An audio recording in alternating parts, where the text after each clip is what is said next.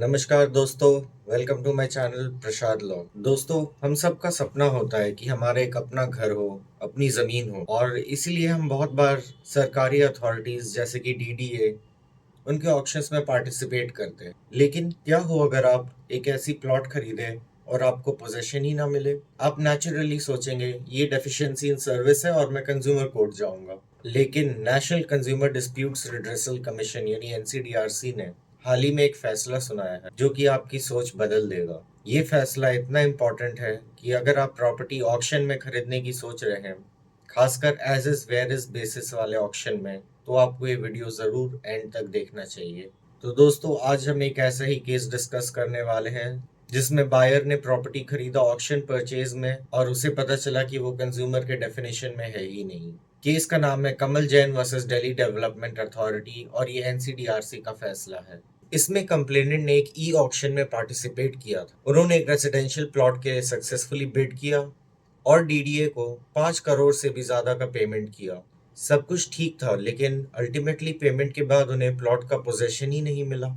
Naturally buyer ने इसे deficiency in service मानते हुए कंज्यूमर कोर्ट का दरवाजा खटखटाया। On the face of it, ये तो एक बिल्कुल आम कंज्यूमर केस लगता है, पैसा दिया सर्विस नहीं मिली। But this is where the case gets interesting. दोस्तों, जब आप कोई प्रॉपर्टी ऑक्शन में खरीदते हैं तो एक फ्रेज जरूर आता है, as is where is basis.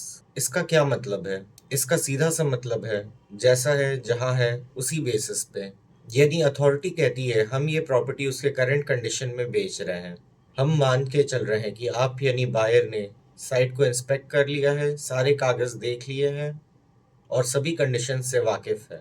In fact DDA ने ये पॉइंट अपने डिफेंस में उठाया और उन्होंने कहा कि auction on the basis of as is where is basis conduct किया गया था और एनसीडीआरसी ने इस बात पे गहराई से विचार किया। इस मामले में एनसीडीआरसी ने सुप्रीम कोर्ट के फैसले को भी रेफर किया और ये रेफर्ड फैसला था UT of Chandigarh versus Amarjeet Singh 2009 का सुप्रीम कोर्ट डिसीजन। केस में साफ साफ कहा गया था कि जब इमूवेबल प्रॉपर्टी जैसे कि घर या कोई प्लॉट ऑक्शन में as is where is basis पे बेची जाती है तो ऐसे ट्रांजैक्शन पे कंज्यूमर प्रोटेक्शन एक्ट लागू नहीं होगा।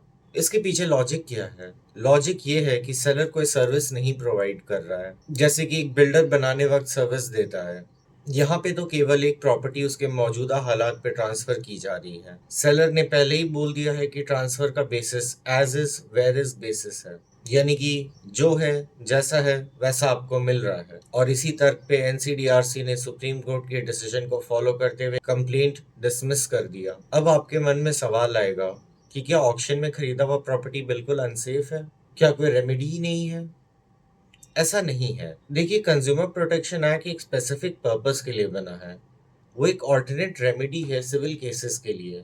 जो केसेस आमतौर पे सिविल कोर्ट में चलने चाहिए, वो कंज्यूमर प्रोटेक्शन एक्ट के अंदर फास्ट ट्रैक बेसिस पे चलते हैं। अगर आप इस सिचुएशन में हैं तो आपके पास जो भी डिफॉल्ट लीगल रास्ते हैं वो तो अवेलेबल है ही है।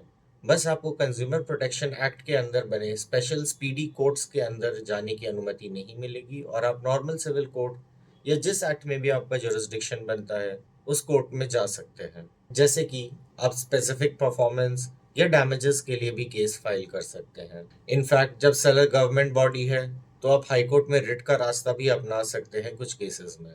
याद रखें दोस्तों, ये जजमेंट केवल immovable property bought in auction on an as is where is basis पे अप्लाई करती है। जब तक ये सारे कंडीशंस सेटिस्फाई नहीं हो तब तक ये जजमेंट अप्लाई नहीं होगा। फॉर एग्जाम्पल, ये जजमेंट मूवेबल प्रॉपर्टी पे अप्लाई नहीं होता है।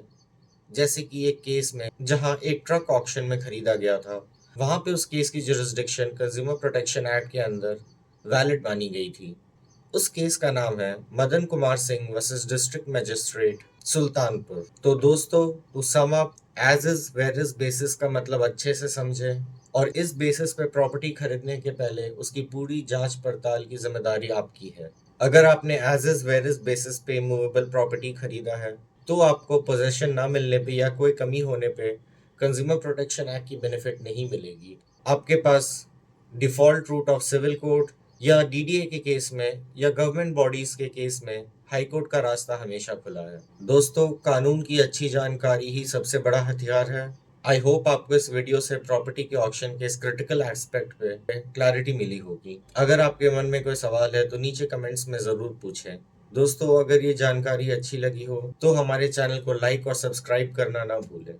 और हाँ, बेल बटन को ज़रूर दबाइएगा। Stay safe, stay informed. Until next time.